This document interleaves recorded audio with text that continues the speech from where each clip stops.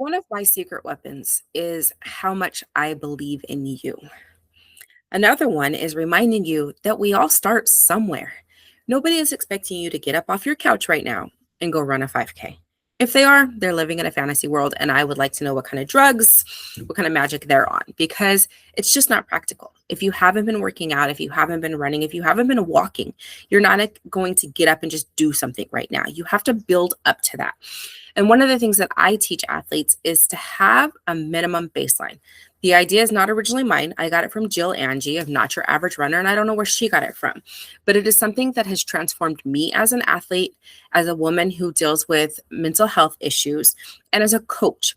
Because some days you'll look at your training plan and you'll see you have a 10, 20, 30-minute walk run on your plan, and it's not a problem. You'll be able to knock it out without anything, walk out and get it done. Other days, your mental health is not exactly where you want it to be. You didn't get enough sleep last night. You're dehydrated. You have a lot of stress going on at work. You have a million things going on in your life that you would rather be doing than getting your workout in. So I encourage my athletes to have a minimum baseline. What is the minimum you can do, no matter what you're wearing, what shoes you're wearing, what clothes you're wearing? You can get outside and walk for usually 5 to 7 minutes. Most of us women are trained that even if we're wearing heels, we can walk from the car into the building or into the office or whatever in your heels. So you can take a walk for 5 minutes, go outside and walk around your parking lot, wherever you're working. Go walk up and down the stairs in your building if you have stairs. Or for moms, especially because I love music and I know that music heals your soul and your mind, I tell them, put on your favorite song and dance. If it's one song, it's about 3 minutes. I don't know. Then 2026, maybe artists aren't as good as when I was growing up, but still about 3 minutes. 2 songs, 5 to 6 minutes. Get up and dance, because when you move your body, you're moving a lot of that anxiety and that stress through your body. You're helping your nervous system. You're also getting those positive endorphins flowing. You need those positive endorphins. Your brain needs them. Your heart needs them. So get them flowing, and you get them moving by moving your body. And it's not always about doing the workout. When I prescribe, a strength workout, for example, for my athletes, usually it's body strength, body weight activities that we can do to get us started. And it may have 7, 10 exercises on there that I want you to do. But if your day is really busy right now, it's okay to just do 2. While you're waiting for your coffee to finish, do a set of squats, do a set of lunges, and move on with your day. Maybe a little while later, you'll see that you have some time. You can do a few more squats. You can do some heel raises. When you get home, there's clean floor space. You can lay down a towel or a yoga mat, and you can do some planks, core work, some stretching. It's perfectly okay to take one workout and break it up into multiple workouts. I had to do the same thing for myself yesterday. I had prescribed myself a strength workout. And when I went outside with the baby and the dog, I realized I could only do some of the exercises outside with them, because putting a yoga mat on the floor and trying to do any type of floor workout while you have a 3-year-old and a dog running around is just not a good look. I get a lot more kisses from both of them than I do any kind of workout. So I did half the workout. I did what I could do outside. And then I saved the other half to do when I came inside. And the evening just got crazy, and there was no time for me to put a mat on the floor and finish. So guess what? I did it this morning.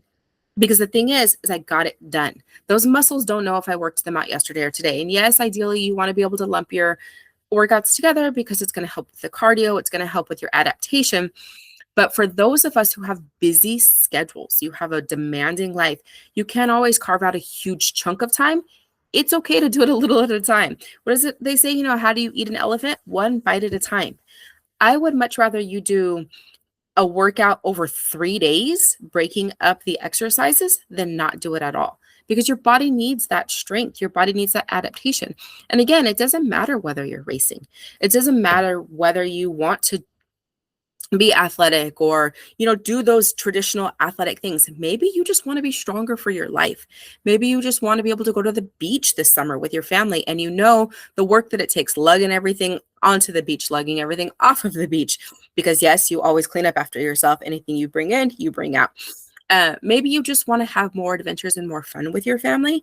And the only way you're going to get there is if you're increasing your physical and mental strength, working on that cardiovascular, working on your endurance, working on your leg strength, because walking on the beach or walking, on the trails or traveling through the airport, carrying the kids, carrying your luggage, going to amusement parks with the kids. All of these things take physical and mental strength.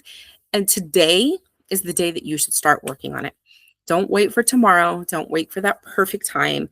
As a coach, that's one of the reasons that I offer different tiers for my coaching, because I understand that you're not all looking to suddenly increase your budget by paying for a coach. But maybe you are realizing that you have these goals on your heart that you want to invest time into. So I want to help you get started. I have different levels so that you can start today with what you're comfortable at, and we can build up, just like your workout. You can start with 10 minutes today, and then in a couple of weeks, you're going to build up. In a couple of weeks, you're going to build up. And in a year, you're going to be out there walking for 45 minutes, and you're going to remember what it was like when you couldn't move for 5.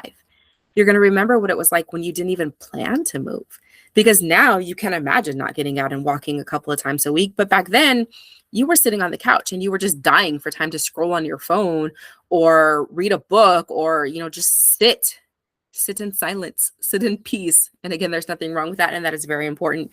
And it has a time and it has a place. But for many of us, we learn that movement is medicine. And the way to get where you need to go is to add more movement to your life. So the dog is telling me that it's time to go. So have a great day. Reply in the comments if I said something that connects to you, and we will talk soon. Bye.